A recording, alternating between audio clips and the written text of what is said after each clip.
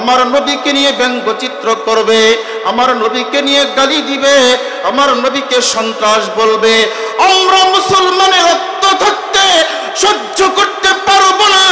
যদি প্রয়োজন হয় নবীর ভালোবাসার জন্য, নবীর ইজ্জত রক্ষার জন্য আমরা জীবন পর্যন্ত দিয়ে দিব। সম্মানিত হাজিরিন, আজকে বিশ্বের বিভিন্ন জায়গায় আমার নবীকে নিয়ে ব্যঙ্গচিত্র করা হয়, নবীকে সন্ত্রাস বলে গালি দেওয়া হয়, নবীকে বিভিন্ন ভাবে চরিত্রহীন বলে গালি দেওয়া হয়। সম্মানিত হাজিরিন, আমরা তৈরি থাকব, যদি প্রয়োজন হয় স্ত্রীকে বিধবা করে দিব, ছেলে মেয়েকে এতিম করে দিব, বুকের তাজা রক্ত দিয়ে হলেও আমরা আমাদের নবীর ইজ্জতকে রক্ষা করে ছাড়ব ইনশাআল্লাহ। যদি প্রয়োজন হয় নবীর ইজ্জত রক্ষার জন্য, নবীর সম্মান রক্ষার জন্য যদি বুকের তাজা রক্ত দিতে হয়, জীবন দিতে হয়, কারা প্রস্তুত রয়েছি? লিল্লাহে তাকবীর, লিল্লাহে তাকবীর। আল কোরআনের আলম, আল হাদিসের আলম, কোরআন সুন্নাহ যেখানে, মসজিদ মাদ্রাসা যেখানে, থাকতে যাই যেখানে, পরিমণি যেখানে, আমরা আসি নবীজির সঙ্গে থাকবো তো ইনশাআল্লাহ। সম্মানিত হাজিরিন, শুধু সারাটা জীবন ইবাদত করলাম, নবীর সুন্নাহ ব্যতীত ওই ইবাদতের মধ্যে কোনো মূল্য নাই।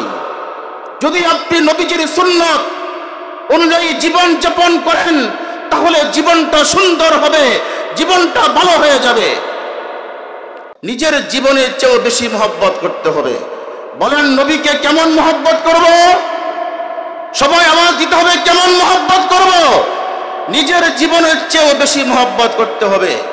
আল্লাহর নবী হাদিসের মধ্যে বলেন, লা ইউমিনু আহাদুকুম হাত্তা আকুনা আহাব্বা ইলাইহি মিন ওয়ালিদিহি ওয়া ওয়ালাদিহি ওয়ান নাসি আজমাইন।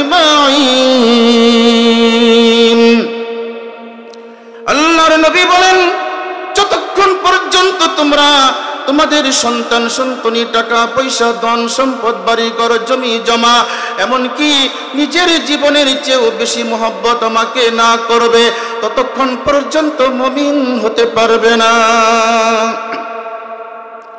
হযরত ওমর রাদিয়াল্লাহু তাআলা বলেন, ইয়া রাসূলুল্লাহ, ইয়া হাবিবাল্লাহ, হুজুর আপনাকে আমি অনেক মহব্বত করি, অনেক ভালোবাসি, কিন্তু জীবনের চেয়ে নয়। আল্লাহর নবী বলেন, ওমর তুমি এখন পর্যন্ত মুমিন হতে পারো নাই। কিছুক্ষণ পর হযরত ওমর রাদিয়াল্লাহু তাআলা বলেন, ইয়া রাসূলুল্লাহ, ইয়া হাবিবাল্লাহ, এখন আপনাকে আমি আমার জীবনের চেয়েও বেশি মহব্বত করি। আল্লাহর নবী বলেন, ওমর এখন তুমি পরিপূর্ণ মুমিন হয়ে গেছো। কাজেই নবীকে এমন ভাবে মহব্বত করতে হবে, এমন ভালোবাসা দিতে হবে, জীবনের চেয়েও বেশি ভালোবাসা যদি নবীর প্রতি আমাদের না থাকে, আমরা ততক্ষণ পর্যন্ত মুমিন হতে পারবো না। আমরা ইনশাআল্লাহ নবীজিকে নিজের জীবনের চেয়েও বেশি মহব্বত করব। কারা কারা? লিল্লাহে তাকবীর। আপনারা কি মাহফিল শেষ পর্যন্ত আসেন না থাকবেন? আমাদের মুফতি ওয়ালিউল্লাহ সাহেব, তিনি ইনশাআল্লাহ আশা করা যাচ্ছে তিনি 10টা থেকে 10:30টার ভিতরে বয়ান পেশ করবেন। আমি আপনাদের মাহফিলের প্রধান মেহমান ছিলাম। আমি তো আপনাদের সম্মুখে প্রতি বছরই আল্লাহ তাআলা আপনাদের সামনে নিয়ে আসেন। সম্মানিত উপস্থিতি, এজন্য আমরা দিল খুলে, অন্তর খুলে আমরা ইনশাআল্লাহ আলোচনা শুনব।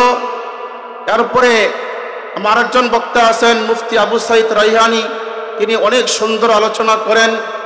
উনি কিছুক্ষণের মধ্যেই আপনাদের স্টেজে উপস্থিত হয়ে যাবেন। সম্মানিত উপস্থিতি, আমরা যতদিন পর্যন্ত দুনিয়াতে থাকব, যতদিন পর্যন্ত হায়াত রয়েছে, ততক্ষণ পর্যন্ত আমরা নবীর ভালোবাসা ছাড়ব। কথা বলেন, ছাড়ব? যদি নবীর ভালোবাসা ছেড়ে দেন তাহলে চলবে? কথা বলেন, চলবে? নবীর ভালোবাসা ব্যতীত মুমিন হওয়া যায় না, নবীর ভালোবাসা ব্যতীত ঈমানদার হওয়া যায় না। সম্মানিত হাজিরিন, আজকে বিশ্বের ভিতরে বিভিন্নভাবে নবীকে নিয়ে কুলঙ্কার করা হয়, নবীকে বিভিন্নভাবে গালি দেওয়া হয়। যদি আপনার চোখের সামনে কোনো কুলঙ্গার, কোনো বেঈমান যদি আমার নবীকে গালি দেয়, সাথে সাথে তার দেহ থেকে কাল্লা আলাদা করে ফেলবো ইনশাআল্লাহ। তৈরি আছি? ভয় পাইতেছেন? ভয় পাচ্ছেন পুলিশ ধরে নিয়ে যাবে? ভয় পান? কোনো ভয় নেই। যদি ইসলামের জন্য, কোরআনের জন্য, নবীর জন্য যদি জীবনটাও চলে যায়, সারা জীবন জেলে আবদ্ধ থাকেন, তবু আপনার মৃত্যু হবে জান্নাতি মৃত্যু, আপনার মৃত্যু হবে শহীদি মৃত্যু। সম্মানিত হাজিরিন, আমরা এরকম ভাবে আমাদের জীবনকে নবীজির ভালোবাসার সাথে, নবীর প্রেমের সাথে আমাদের জীবনকে ইনশাআল্লাহ মিলিয়ে নিব তো ইনশাআল্লাহ। কারা কারা রাজি আছি? লিল্লাহি তাকবীর। সবাই রাজি? সম্মানিত হাজিরিন, তাহলে আজ থেকে আমরা 5 ওয়াক্ত নামাজ পড়ব, সুদ, ঘুষ, পরনিন্দা, চুগলখড়ি, অন্যায়, অত্যাচার আমরা করব না ইনশাআল্লাহ। রাজি আছি তো ইনশাআল্লাহ? সম্মানিত হাজিরিন, যদি আপনি মাহফিলে এই প্রতিজ্ঞা করতে পারেন জীবনে আর গুনাহ করব না, আল্লাহ রাব্বুল আমিন আপনাকে এই মাহফিল থেকে নিষ্পাপ বানাইয়া, আপনাকে জান্নাতি মানুষ বানাইয়া তারপরে বাড়িতে ফেরাইয়া দিবেন। সম্মানিত হাজিরিন, আর মাদ্রাসাকে বেশি বেশি মহব্বত করবেন। আপনাদের মাদ্রাসা দাওরায়ে হাদিস পর্যন্ত মাদ্রাসা, এটি ঐতিহাসিক মাদ্রাসা। এই মাদ্রাসাকে দিল থেকে মহব্বত করবেন। নিজে আলেম হতে পারেন নাই, একজন সন্তানকে আলেমা বানান। আপনার মেয়ে আছে, মেয়েকে আলেমা বানান। ছেলে আছে, ছেলেকে আলেমা বানান। মাগো তোমার একটি ছেলে মাদ্রাসাতে দিও, এই পৃথিবীর বুকে মাগো জান্নাত কিনে নিও, এই পৃথিবীর বুকে তুমি জান্নাত কিনে নিও।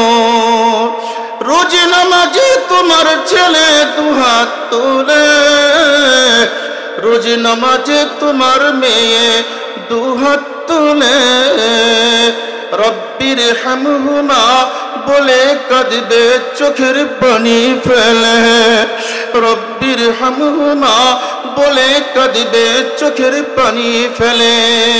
খুদার কসম করে বলে যাই, যদি আপনার সন্তান মৃত্যুর পর আপনার জন্য চোখের পানি ফেলাইয়া আল্লাহর কাছে কান্দে, আপনার চোখের পানির বিনিময়ে আল্লাহ তাআলা আপনার কবরটাকে জান্নাতের বাগান বানায়া দিবেন।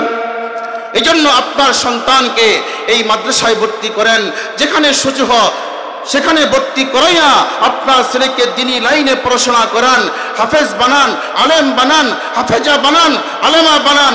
ইনশাআল্লাহ সকলে তৈরি আছি তো ইনশাআল্লাহ? আল্লাহ তাআলা আমাদের সকলকে আমলের তৌফিক দান করুন। হযরত চলে এসেছেন, আমি আর দীর্ঘায়ু না করে আপনাদের সম্মুখ থেকে আমি এক্ষুনি বিদায় নিচ্ছি। আপনারা সকলেই মনে হয় আমাকে চিনেন, যেহেতু প্রতি বছর আপনাদের ওখানে আল্লাহ তাআলা নিয়ে আসেন। সকলেই আমার জন্য দোয়া করবেন। আপনাদের দোয়ায় সারা বাংলাদেশে আল্লাহ তাআলা আমাকে ওয়াজের মাঠে কবুল করেছেন এবং বিশ্বের কয়েক রাষ্ট্রেও ইনশাআল্লাহ কবুল করেছেন। দোয়া করবেন যাতে আল্লাহ তাআলা আরো ভালোভাবে আল্লাহ তাআলা কবুল করেন এবং নেক বান্দা হিসেবে কবুল করেন। আমিও দোয়া করি আল্লাহ তাআলা আপনাদেরকে নেক বান্দা হিসেবে কবুল করে আপনাদের সকলকেই জান্নাতি মানুষ বানায় দেন। সকলে বলি আমিন।